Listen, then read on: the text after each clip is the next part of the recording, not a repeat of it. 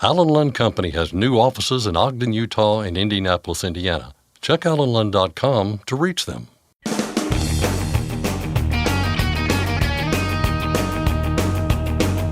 OOIDA, representing America's truckers since 1973, presents Landline Now with your host, Mark Reddick. Have you submitted your beneficial ownership information yet? It's a new requirement, and plenty of owner-operators don't know what it is. We'll clear it up with tax experts Barry Fowler and Shasta May. Expect a big push over the coming months on truck parking in Washington, D.C.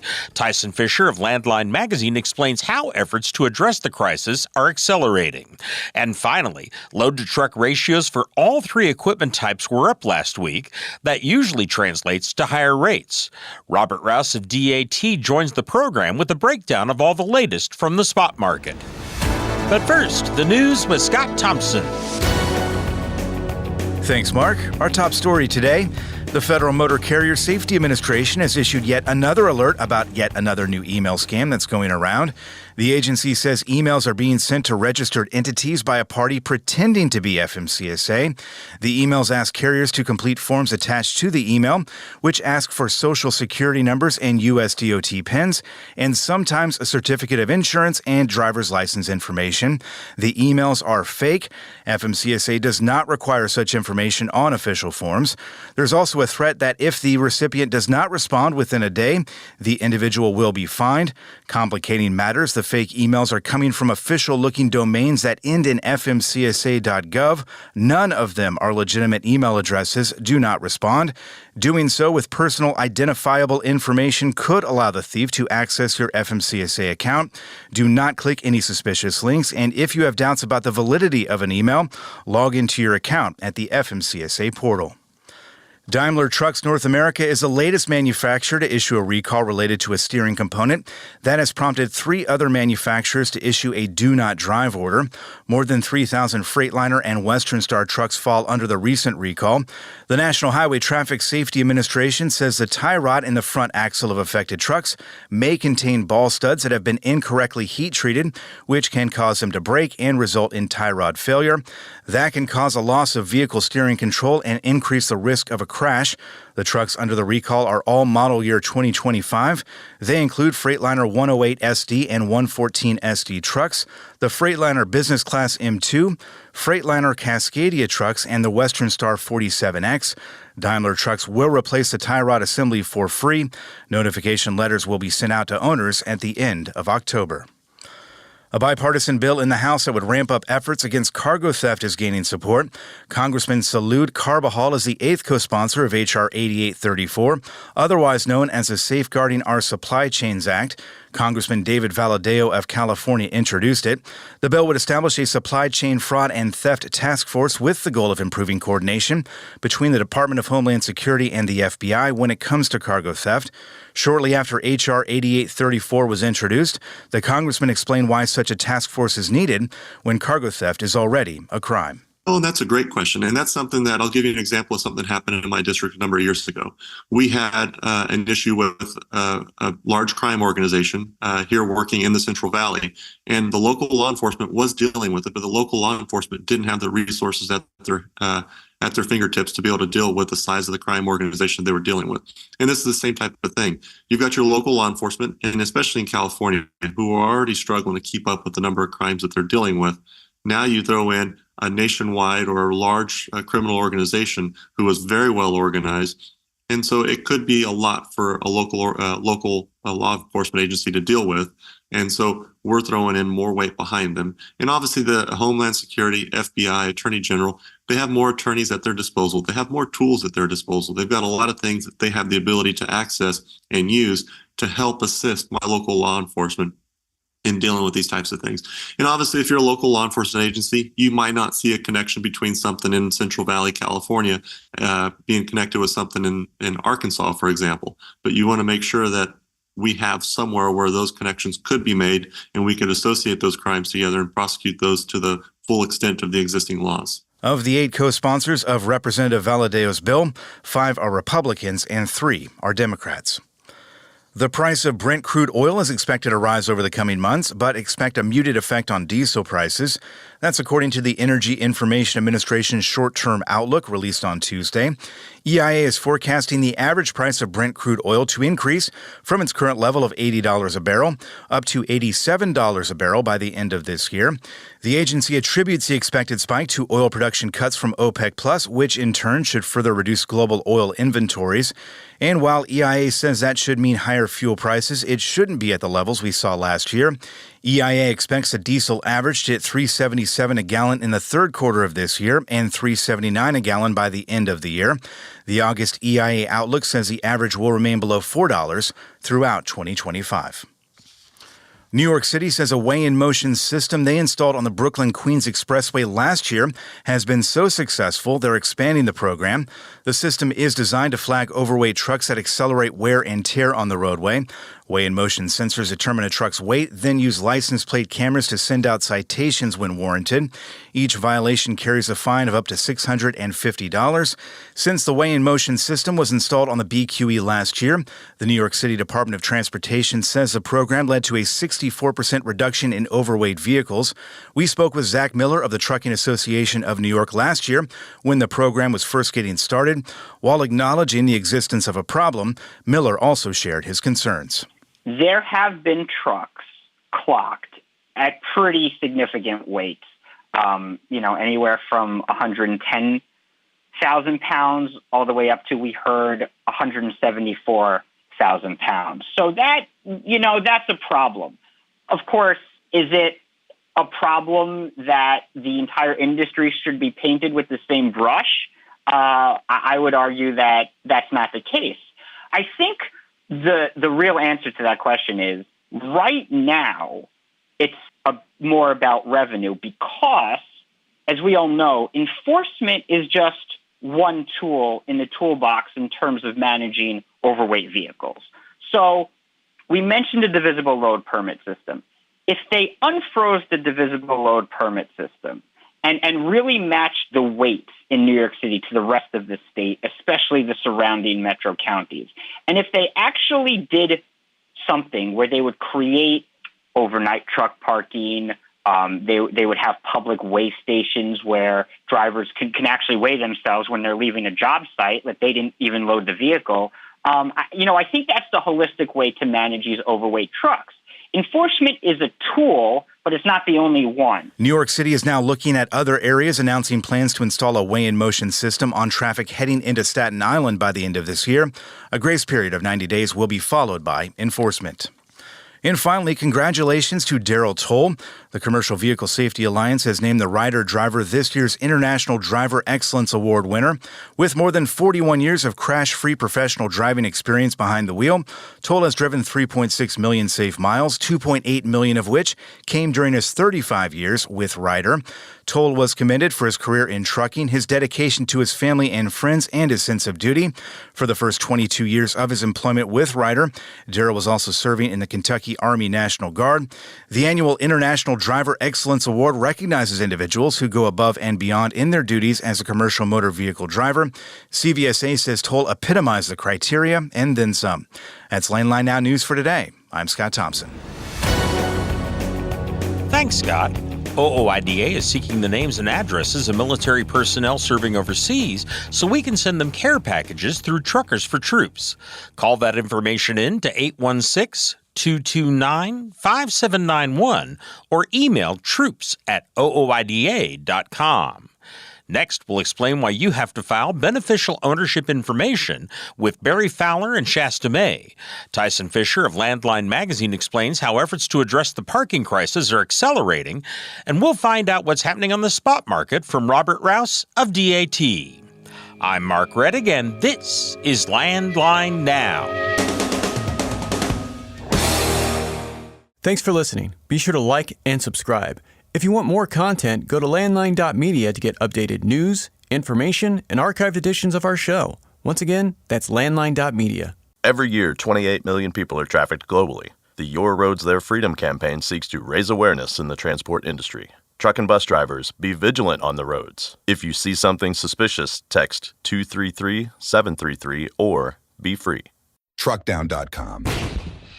Whenever you have a breakdown, you need truckdown.com.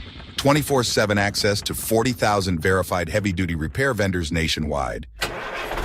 Less weight, more freight. Truckdown.com. Firestone tires are for more of everything, with more durability for more miles and more confidence in your fleet.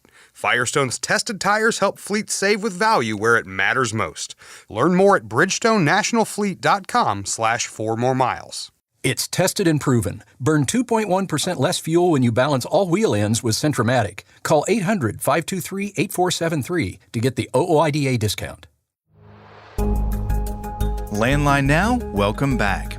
Recently, we told you about a coalition of more than 100 trade associations representing a large variety of industries that is urging Congress to delay something called beneficial ownership information reporting.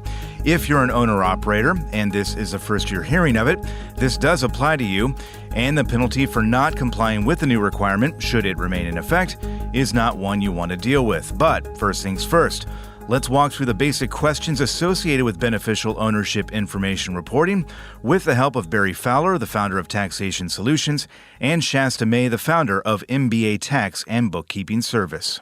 Well, in 2021, Congress actually passed a Corporate Transparency Act on a bipartisan basis. And it actually created a new filing for beneficial ownership information reporting. And it's the U.S. government's effort to make it harder for bad people, bad actors to hide or benefit from ill-gotten gains and shell companies and other things they do using business structures. And to achieve this, they've come up with the Beneficial Ownership Information Report, or BOI, was devised. And then on January 1st of this year, this new reporting requirement went into effect, and it requires LLCs, corporations in the United States to report information about their beneficial owners, basically the individuals involved that own that company or control that company. And this information has to be reported to the Financial Crimes Enforcement Network, FinCEN, and they're a bureau of the United States Department of Treasury. So that's how this has become a requirement. So just who is the requirement for? If you're an owner-operator, you're on the list, probably. Corporations, LLCs, and other entities created by filing, documents with the Secretary of State or Department of State under the law of that state, or also an Indian tribe. It's required to file this beneficial ownership information report, unless they qualify for an exemption. Now there's a big list of exemptions, and then we could talk about that, later. But the beneficial owner is an individual who directly or indirectly, exercises control over the reporting company, the reporting company being the corporation or the LLC, or controls at least 25% ownership interest. So if you're a business owner, corporate shareholder, LLC member, and your ownership interest is 25% or more, then you have this requirement to file this report. As May indicated there and Fowler affirms here, much of this depends on how you're set up. So an owner-operator, depending on how they're set up, will depend on whether they're affected by this. If they are a sole proprietorship, just running it under a doing business as or underneath their own name, it will have no effect on them. They will not have to do a beneficial ownership information filing. They can keep going on the same way that they've been. But if you've established a corporation or a limited liability company or a limited partnership, or any other entity that you actually have to create by going to your Secretary of State's office or similar office in the U.S., then you've got to do this beneficial ownership filing via fincen.gov. So they have places to set it up. They can actually do it themselves, but it does impact you if you are a corporation or a limited liability, one of those entities that are set up at the Secretary of State's office. In short, if you own a smaller trucking business, you're most likely affected. Well, with trucking, the small businesses, I think most are going to have to file this report. It's really the large businesses that don't have to, large with 20 or more employees making, grossing 5 million or more, really large companies. So this is really affecting all the small business owner. So that's who has to file the beneficial ownership information. And while it may be a hassle, the good news is that filing doesn't take much. What they want to know about the company, and they want to know about the owner. So with the company, they're going to ask for the legal name. They're going to ask for any trade name or DBA you're using under that. They want to know the street address of the principal place of business. They want to know the jurisdiction of the formation, the state where it was filed, and they're going to want to know the tax ID number of that business entity. Regarding the beneficial owner, they want to know the legal name of the owner, date of birth, current address, and they're going to require ID, what they call unique identifying number. And what they're saying is they want a U.S. passport, a state driver's license, identification, any identification document issued by a state, local government, or a tribe. And they're going to want an image of this ID as well be submitted. And it's free. If someone reaches out offering to file for you for a fee, take a step back. There is right now no fees through FinCEN out there. Now, I'm sure here in the next month or two that you're going to hear, we can do it for you. It only costs you X number of dollars to do it. Go online and try to do it yourself. And being an owner-operator, you're always looking at ways of, keeping your expenses down. Don't incur an expense that you can do in what appears to be a short amount of time to do it. Simple enough questions from what we've seen through fincen.gov that you would be able to do it. And, that's what I would recommend for every owner-operator out there. If you are running a corporation, an S-Corp, an LLC, limited partnership, anything that's been created through the Secretary of State. That's the why, the who, and the how, which leaves us with the when. And this, both Fowler and May admit, is a bit less clear-cut. So they've made this kind of confusing. And part of the reason here at Taxation Solutions we get this question is that they've put in different timelines for different types of entities. So if you created your company or registered to do business before January 1, 2024, then you have until January 1, 2025 to file your initial, what they call the BOI, Beneficial Ownership Information Report. Now, if you create or register your company in 2024, then you only have 90 days after you actually set up the company to file this BOI report with FinCEN. So they kind of gave you a couple different reporting deadlines. And then starting in 2025, you get 30 days to file this BOI report for any new registered companies out there. So it's gotten a little confusing, and we get the question, do I have to do this right now? If you were in existence before this year, then you have till the end of the year to actually do this filing, and you can actually take your time. But don't forget, you still got to do it. All of this is what's required right now, but we told you at the top about the coalition that's seeking a pause of the requirement. In the letter sent to the Senate Committee on Banking, the group said a pause is warranted because relatively few businesses are aware of the new requirement. But for now, the requirement does remain in place. Beneficial owners must submit to the Financial Crimes Enforcement Network their full legal name, date of birth, current address, and identification number from a driver's license, ID card, or passport. Existing companies are required to submit reports by January 1st, 2025. Okay, so there's multiple due dates.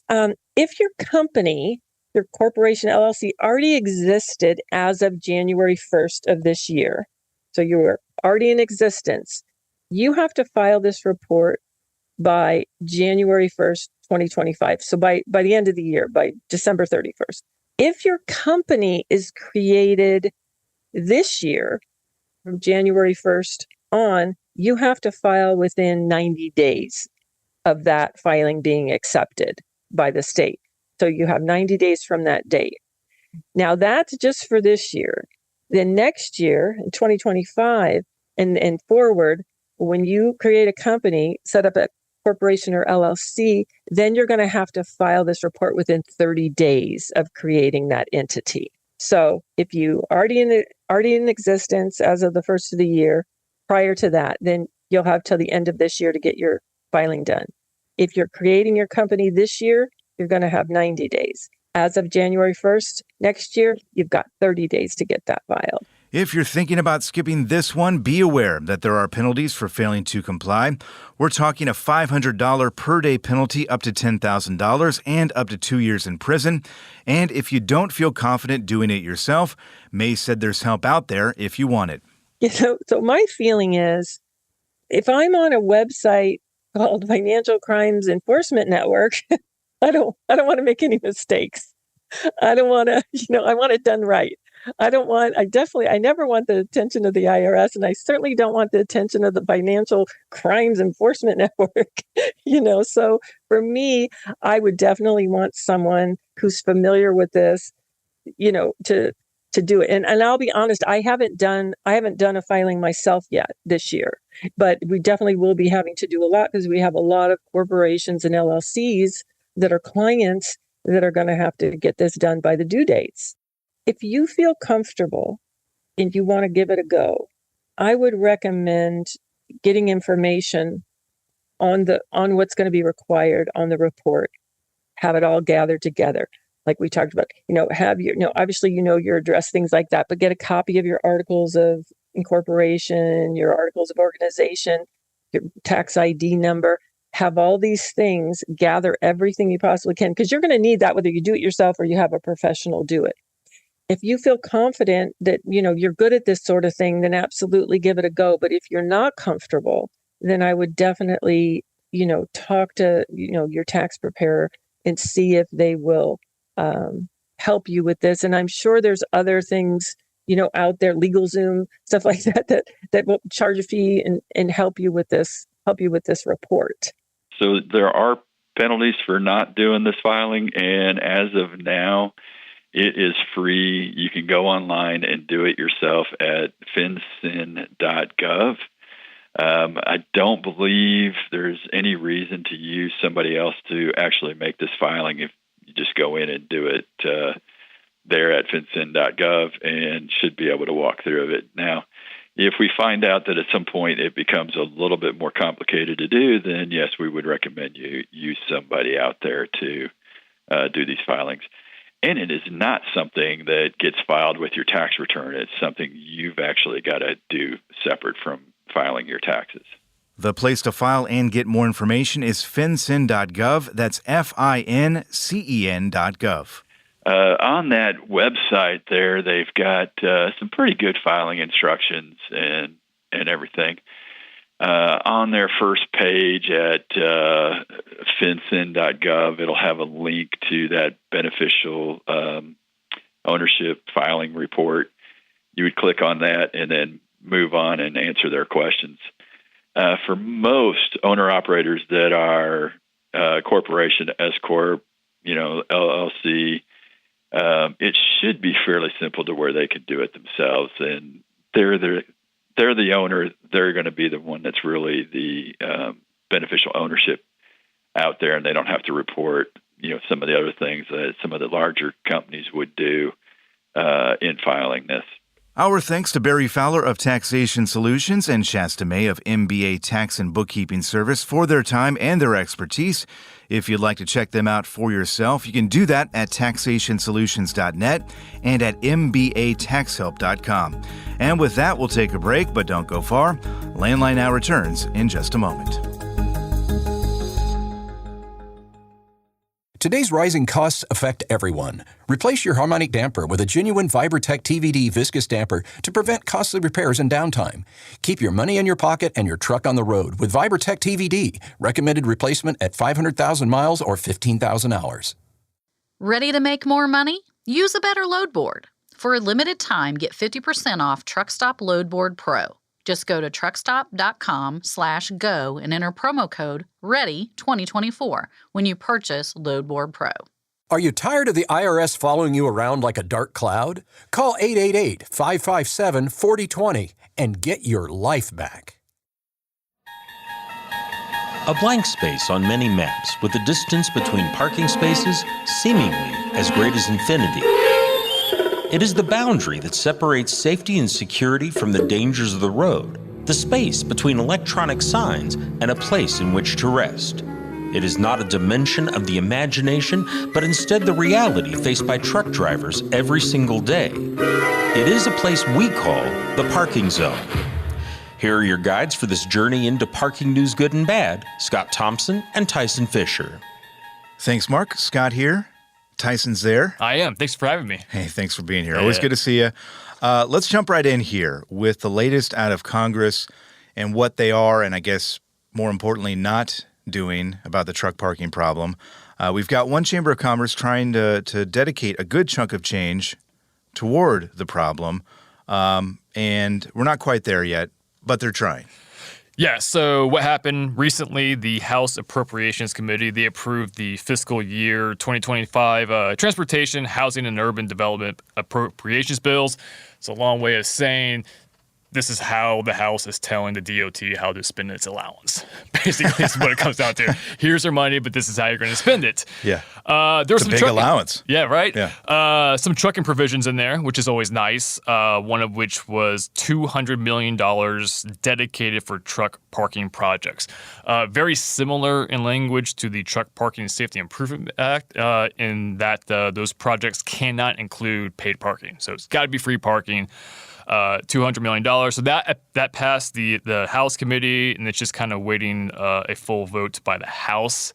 But meanwhile, the Senate bill has their own appropriations committee on the THUD bill. And unlike the House version, this one does not include money allocated specifically for truck parking spaces. So we have the House bill that wants to give $200 million dedicated for truck parking. The Senate bill does not. If past bills are any indicator, the Senate version is likely to win out on this. So, right. So what that means is that it probably likely the final bill probably will not include dedicated funding for truck parking. That's kind of what I'm bracing myself for the most part. So on one hand, it's kind of a bummer. We want that dedicated funding, and we were so close to getting that. But on the other hand, $200 million is significantly less than the Truck Parking Safety Improvement Act, which is $755 million. And, you don't want to, look a gift horse in the mouth with that $200 million. But getting that $200 million from the appropriations bill, it could reduce the odds of the Truck Parking Safety Improvement Act from crossing the finish line. The logic here is that Congress may find that a bill that dedicates money for truck parking, like the Truck Parking Safety Improvement Act, would be unnecessary because they just took care of that in the appropriations bill. So you'd be kind of like a possible trade-off to that $200 million when you could have got $755 million. That's speculation. That's kind of looking at how things could have gone. Right. But that's kind of one way to look at it. The silver lining of this is that it puts the Truck Parking Safety Improvement Act back into play. It always has been in play, to be fair. Yeah. And it kind of makes it, more important to do something about that, and so that's kind of why everyone needs to really focus on that Truck Parking Safety Improvement Act, do something about that. Again, if your lawmaker is not a co-sponsor, fightingfortruckers.com, it takes 60 seconds to really, let them know about that. And if you haven't done that already, just to kind of underline your point, now is the time to do it because a new session of Congress is coming up real fast. I don't know. It's an election year. You would think, and I've said this before, you would think that these lawmakers would love to pass a bipartisan piece of legislation that is going to make people happy. And it's not just a happy thing. It's a safety thing, as we've talked about time and time again. So if you haven't done that yet, or even if you have, I suppose, you can still reach out and just tell your lawmaker to get on board here, because now really is the time to do it. Sure. Because if we don't do it before January, we got to start the whole process over again. Yeah, which, right. We've got the groundwork laid for it, but Sure. why start over when we've got it right there? I know. A lot of momentum going right now. So, yeah. Yes. I will stay cautiously not exactly optimistic, but again, it's up to the people out there to kind of make this happen here. We've talked about all of the options here with truck parking. There are a number of them. We're seeing some progress here and there. One area where I do take some sort of satisfaction from here is that we've talked about the DOT seems to understand that this needs to get done. Yeah. Transportation Secretary Buttigieg has talked about this multiple times in multiple settings in the media, before the House, in hearings and whatnot, basically calling on them to get something done because, as he points out, there's only so much the DOT can do, right. without some help. Right. So, Buttigieg recently sat down with an industry drive for about 40 minutes to talk about all things that are supply chain, a very broad topic, but truck parking was brought up during this conversation. Kind of what you pointed out, he emphasized the fact that truck parking is very much a safety issue, while also acknowledging the fact that there is no dedicated funding for truck parking. And so, in a way, this is kind of just my interpretation of that interview, was he kind of passed the buck to the state DOTs by pointing out that they have access to discretionary funding to address their respective truck parking shortage, right? And that has been the case for several years. And to be fair, most federal DOT funding is in the form of what's called formula funding. So basically, they have all their money. It has to be, basically the state's DOTs kind of fight for it under certain programs. And so, and truck parking projects have been, eligible for many of these programs. The problem here is, and we talked about this before, state DOTs have to prioritize their own problems, their own projects. And when you're applying for very limited federal funding, truck parking is very likely to lose to the more high-profile projects, like highway, interstate widenings, and things that the general public they think affects them more directly. Obviously, there's the argument that truck parking absolutely does, but again, that's a whole nother conversation. But so, yeah, it's true. There is plenty of money available to states for truck parking. It's just the money isn't being used for that purpose. So do want to give credit where credit is due, which is the DOT under Buttigieg has awarded a relatively significant amount of money towards truck parking in just the past few years. Yeah. More than any other DOT before him. And he kind of pointed that out during that industry drive interview where he said that the DOT has added hundreds of truck parking spaces in recent funding rounds, which is great. But hundreds isn't going to cut it. Exactly where I'm going with that. Yeah. We need tens of thousands of truck parking spaces, and there's only two ways to do that: dedicated funding from the federal government, or private sector investment, which we know comes in the form of paid parking. So that's kind of why we really need the federal government to step up to the plate and really get that dedicated funding on the table. And really, again, I think just to emphasize this, now is the time to make that push. And I know there was a coalition, including OIDA, that sent a letter to the leaders of the House, the majority and minority leaders there, saying, get this done. Let's go. Let's do this. Again, going back to that truck parking Safety Improvement Act, so more than a dozen trade associations led by OIDA sent a letter to House Speaker Mike Johnson and the Minority Leader Hakeem Jeffries, basically urging them to put that bill on the floor for consideration. Here's the thing. That bill cleared the Transportation and Infrastructure Committee with a 60-4 vote in May of last year, okay?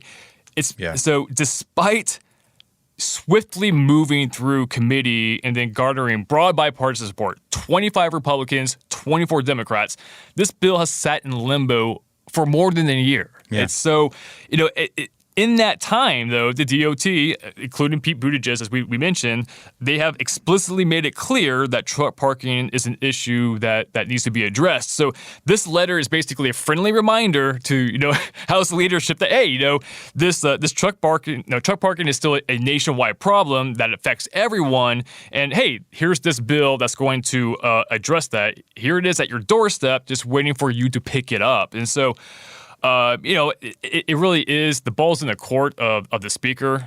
This kind of way that's the way it works. The majority leadership pretty much decides what bills get in, what bills don't. So hopefully they pick that up. And it was mostly trucking associations that signed off on this letter, but there were a few others, including the American Apparel and Footwear Association, the American Chemistry Council, and the Consumer Brands Association. It's important to highlight that they were on board too, because this highlights how this is a major issue that affects everybody, and it affects the supply chain in general, which basically what they're trying to say is putting a strain on the supply chain, and the people who suffer from that ultimately comes down to the consumer. Prices increase, and that price increase with shipping and whatnot, it is being borne on the consumers.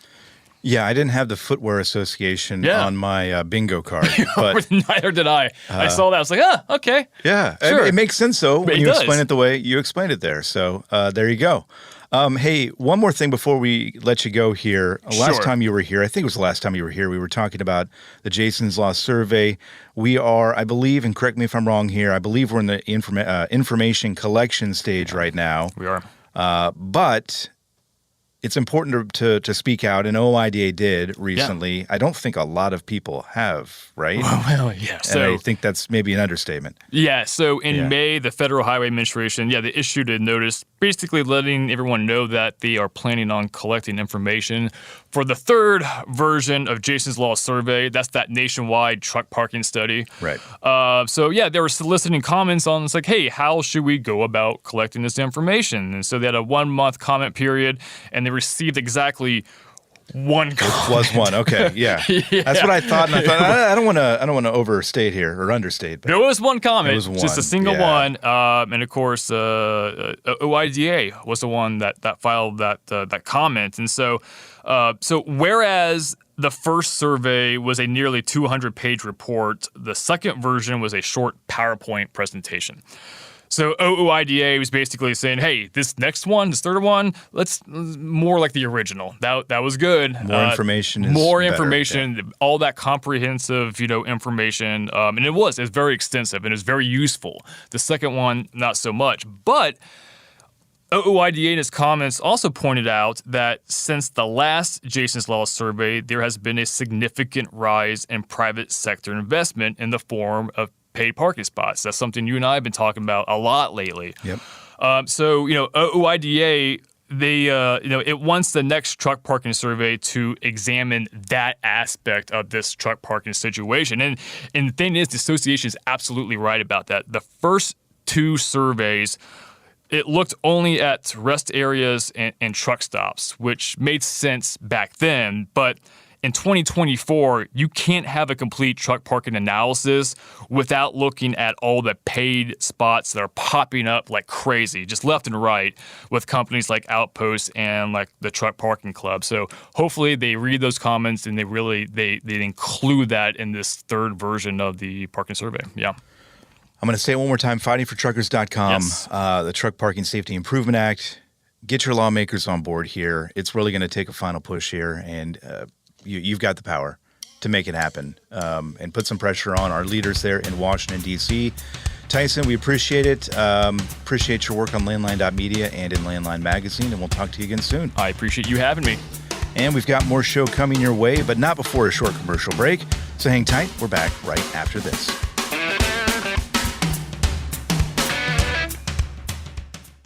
Penske owns and operates some of the best-maintained vehicles on the planet. Our used trucks come with a 5-year maintenance report and pre-sale inspection. So if you're in the market for a top-quality pre-owned truck, look no further. Search our inventory today at PenskeUsedTrucks.com. Control your toll costs and eliminate tolling headaches with Prepass Tolls. Prepass Tolls means toll volume discounts. Just one invoice for all tolls and fewer violations. Call 877-878-5970 or go to prepass.com. Since you started, what you've loved about trucking is the freedom. Heading out on your favorite route, a good driving song, and thinking about truck insurance. Well, maybe not that last one. That's why we're here. At OOIDA, we have a full range of truck insurance products, expert advice, and great customer service, helping you get the right coverage for your operation. Go to OOIDA.com, because your job is to drive. Our job is to help with everything else. Landline Now, welcome back. There are a number of critical questions you need to answer in order to run a successful trucking business. Among the most important of those questions are, where's the freight going to be, and how much is it going to pay? Today, Landline Now news anchor Scott Thompson will bring us answers to both of those important questions, with a look at this week's freight markets with the folks from DAT. Here's Scott now with a report. Thanks, Mark, and hello to Robert Rouse of DAT. Robert, how you doing? I'm doing great, Scott. Thanks for asking. Thanks for being on the program, as always. Let's get right to it here with just a general question. We always ask you to start off here. How are things looking within the freight market right now? Yeah, interesting enough, the spot market continues to just chug along and really hasn't moved much over the last couple of weeks. Last week, we saw spot rates holding firm as load posts on the DAT1 load board increased by just about 1%. And capacity tightened a little bit. The number of loads posted on the DAT1 rose by 1%, which brings us up to 1.8 million loads last week. But that's down about 9% year over year. While overall load posts were up by 1%, we also saw dry van loads increase by 5.5%. And then all of that 5.5% increase in loads from dry vans was decreased by the 5.6 drop in flatbed loads. So realistically, that's kind of where we did see vans go up a little bit and flatbeds kind of wiped it out. So overall, it was just an increase of 1%. When we look at the total number of trucks on the DAT load board, we saw the trucks fall about 9% to 307,000 trucks, almost 308,000 trucks. That's the lowest week 31 total since 2017. So definitely one of the lowest in truck capacity in a while. Yeah, and it sounds like kind of more of the same, and we've been talking about this for a few weeks now there. But you did mention something there I think was interesting. You mentioned the higher volume of loads and a drop in total trucks. I imagine that means higher load-to-truck ratios? You would imagine correctly. As we would expect, we saw the load-to-truck ratios for all three equipment types actually increase last week. So the typical month-end boost in shipping volume resulted in spot market dry van load postings increasing by that 5% week over week, but 8% lower compared to last year. In contrast, last week's volumes were 10% higher than levels in week 31 over the last 7 years, specifically for dry vans, excluding years affected by the pandemic in 2020 and 2021. But capacity tightened on that higher volume, and that resulted in a 9% week-over-week decrease in equipment posts by carriers, leading to an increase of 16% in overall dry van load-to-truck ratio up to 4.57. And load-to-truck ratio is really just a good way of learning, okay, is rates going to go up a little bit or are they going to go down? Higher load-to-truck ratios lead to higher rates usually. Which leads us nicely into my next question here with regard to freight rates. How did they fare last week? Yeah, freight rates overall all moved up last week. So in the previous week, we did see freight rates go down a little bit, not a ton, but a little bit. And we saw those bounce back a little bit last week just because that capacity did tighten quite a little bit. So when we look at dry vans, they came in at $2.06 a mile with fuel, $1.64 without fuel. That's somewhat flat, but it's a penny per mile higher, so it's a little bit of a jump. When you look at the DAT's top 50 lanes for dry van based on volume of loads moved, the rates dropped by 2 cents per mile to $2.02 per mile. That's about 38 cents per mile higher than the national average just on those top 50 lanes. And then looking at flatbeds, which is what you saw, that big drop, 5.6% in total load volumes. So even though the volume of loads moved and loads posted dropped by 1% and 8% last week, respectively, flatbed capacity tightened, increasing line haul rates by just over 2 cents per mile to $2.02 per mile without fuel. And flatbed spot rates are 2 cents per mile higher than last year, but 10 cents per mile higher than even in 2019. All right. So, yeah, that's where we kind of stand right now with rates. I'm curious, looking forward, we're in August now. It's a time when the produce markets generally shift. Focusing here on reefer just for a little bit, what impact do you see that making produce season, and which markets do you think carriers should be looking out for this week? Yeah, produce markets are often shifted in August due to the seasonal change in crop harvest. So summer crops reach their peak production. There's typically an increase in volumes of certain fruits and vegetables such as tomatoes, peppers, and melons. This period also marks a transition into the fall crops, which are just getting started, and it leads to pretty much a diverse range of products and produce entering the market. These shifts impact the freight market by altering demand patterns for all the trucks out there, with some regions experiencing an increase in freight volumes to accommodate the harvest, while others start to decline as the summer crops are phased out. This seasonal variability requires the adaptability in trucks to meet those changing demands in the produce market. The one that, we focus on a lot right now this time of year is California. It's typically contributes to about 40% of the national produce truckload volume in August, so it makes it the dominant player for refrigerated volume this time of year. The top produce in the state is lettuce and strawberries, accounting for 32% of all loads last week, grown primarily in the Salinas, Watsonville area of San Francisco freight market. Volumes for these products were up 2% and 1% respectively last week, according to the USDA. So when we look at how that impacts the markets, outbound reefer freight capacity was really tight, and line haul rates increased by 2 cents per mile, up to $2.84 per mile due to the 4% rise in volume. On the primary outbound regional lane headed south to Los Angeles, reefer rates rose by 7 cents per mile, up to $3.07 per mile. That's a 7% increase in total volume last week on that 4% higher volume. All eyes on California. Robert, we've got a couple minutes left here. I want to kind of ask you a twofer, if I could. We've seen some turmoil in the stock market this week. I don't think that's any surprise to anybody. Any concerns about that affecting truck freight markets? And also, again, keeping our time in mind here, how can, or I guess should, carriers use all of that maybe to their advantage? Anything there to look out for? Yeah. So the big thing about the stock market sell-off is just understanding how those stocks, even though they were in the tech sector, you might not think that there's no impact on the trucking market. However, major negative changes to the stock market can significantly impact the truck freight markets due to the interconnected nature of our economy. So just a couple quick things. It's reduced consumer spending. That hits dry vans the most, right? Because that's all the consumer stuff that people are going to buy. So that would hurt dry vans.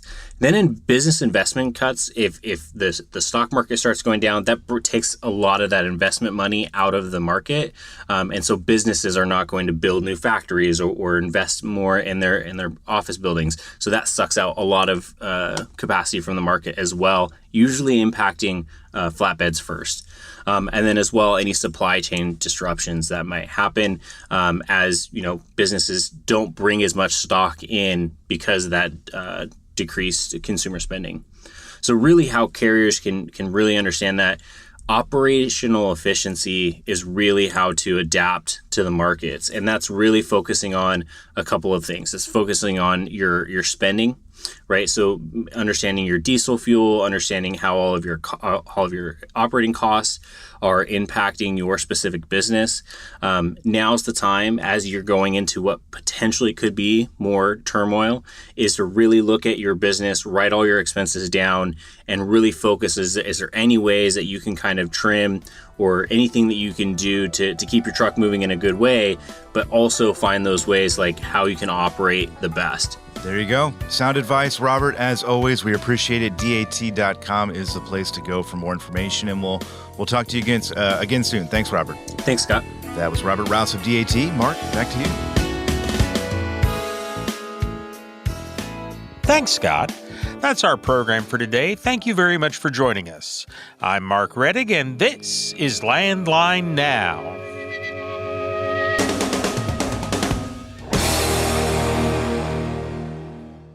Thanks for listening. Be sure to like and subscribe. If you want more content, go to landline.media to get updated news, information, and archived editions of our show. Once again, that's landline.media. Capital Reman is your leading source for quality remanufactured engines and components. Capital Reman stands ready to serve all OOIDA members to help reduce costly engine repairs or replacement. Visit capitalreman.com today and use code OOIDA10 to save. ULSD is hurting your engine. Fight back with Howe's Diesel Defender. Get the most powerful cleaning and maximum lubricity to protect and extend the life of your entire system. At a guaranteed increase in fuel economy, and you can't go wrong with Howe's. Dispatch, I picked up that load of steel, so I'm ready to roll. Sounds good. Remember, we're getting paid by weight, so make sure to use a CAT scale. I wouldn't weigh anywhere else. Forget misaccuracy when you're truck on a CAT scale. I'm a dad, a son, a husband, wife. I'm a writer, photographer. I farm. I'm a veteran. I love old cars, fishing, my kids, chrome, and I am a professional truck driver. And together we are OOIDA. OOIDA was founded by truckers to stand up and speak on behalf of truckers. We've done that by combining the individual voices of our members into a single, powerful voice. Protecting your interests, defending your rights. Join us! Make your voice heard. Join OOIDA, the Owner-Operator Independent Drivers Association. Call 1-800-444-5791 or visit OOIDA.com.